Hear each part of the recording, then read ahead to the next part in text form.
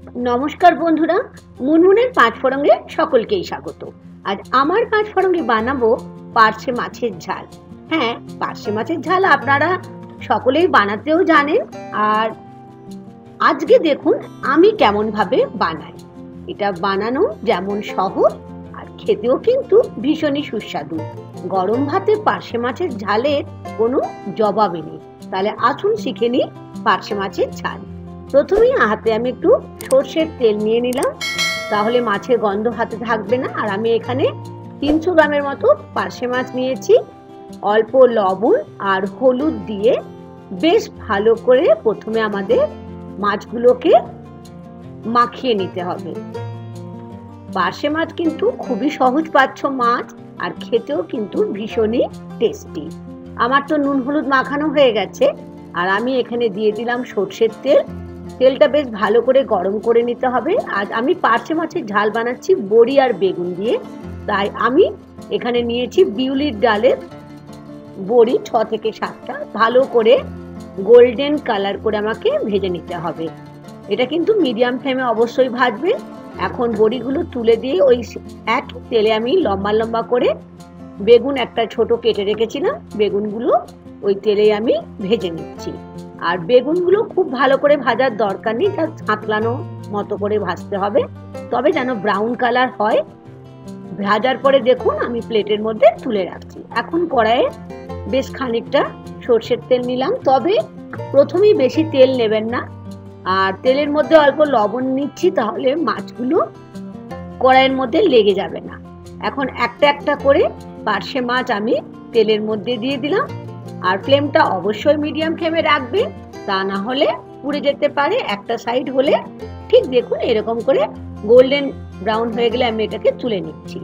আর আমি একেবারে পুরো তেল দিইনি, তার কারণ হচ্ছে প্রথমেই যদি বেশি তেলটা দিয়ে নেন তাহলে কি হবে বলুন তো, তেলটা চতুর্দিকে ছড়াবে আর আমাদের তেলও বেশি লাগবে, শরীরের পক্ষেও সেটা ঠিক নয়। আর বাকি পার্শে মাছটাও ঠিক এরকম করে উল্টে পাল্টে ব্রাউন করে, হালকা ব্রাউন করে আমি ভেজে নিচ্ছি। আমাদের পার্শে মাছ তো ভাজা হলো। এখন ওই তেলের মধ্যে দিয়ে দিলাম 1/2 চামচ কালো জিরে আর 2টো চেরা কাঁচা লঙ্কা। ঝালটা অবশ্যই আপনারা আপনাদের পছন্দ মতো নেবেন। আর নিলাম টমেটো, যেটা একটা ছোট্ট টমেটো আমি কেটে রেখেছিলাম, আর অল্প লবণ দিয়ে দিলাম, তাহলে টমেটোটা খুব তাড়াতাড়ি নরম হয়ে যাবে। এখন 1 মিনিটের মতো এটাকে বেশ ভালো করে মিডিয়াম ফ্লেমে টমেটো, কাঁচা লঙ্কা, কালো জিরেটাকে ভেজে নিলাম। আর এখন আমি দিয়ে দিলাম 2 চামচ সর্ষে বাটা। আমি এখানে সাদা সর্ষে আর কালো সর্ষে কাঁচা লঙ্কা দিয়ে বেটে রেখেছিলাম। কালো সর্ষে ছিল আমার 1 চামচ আর সাদা সর্ষে ছিল 1/2 চামচের থেকে একটু বেশি। এটা আমি আগের থেকেই বেটে রেখেছিলাম। এটা দিয়ে বেশ ভালো করে মিডিয়াম হিটে আমাদের তেল, দেখেছেন একটু করে তেল বের হয়ে গেছে, মানে ভাজাটা যখন কমপ্লিট হয়ে গেছে সর্ষে বাটাটা, তখন আমি এখানে দিয়ে দিলাম বাটি ধোয়া জল। আর এখানে দিয়ে দিচ্ছি 1/4 চামচ হলুদ। হলুদ কিন্তু বেশি দেবেন না, তাহলে দেখতে ভালো লাগবে না।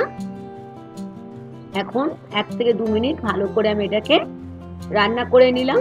আর এখন দিয়ে দিচ্ছি লবণ। লবণটা কিন্তু খেয়াল করে দিতে হবে, কারণ আমরা আগেও একটু লবণ দিয়েছি যখন টমেটো দিয়েছিলাম। আর এখানে নিলাম 2 চামচ, মানে বড় চামচের 2 চামচ দই। এর মধ্যে আমি 1/2 চামচ চিনি দিয়ে দইটাকে ভালো করে ফেটিয়ে রেখেছিলাম। দইটা দিলে পার্শে মাছের ঝালটা খেতে কিন্তু ভীষণই ভালো লাগবে। আর এই যে সর্ষের যে তেতো ভাব থাকে না, দই দিলে কিন্তু সেই তেতো ভাবটাও থাকবে না।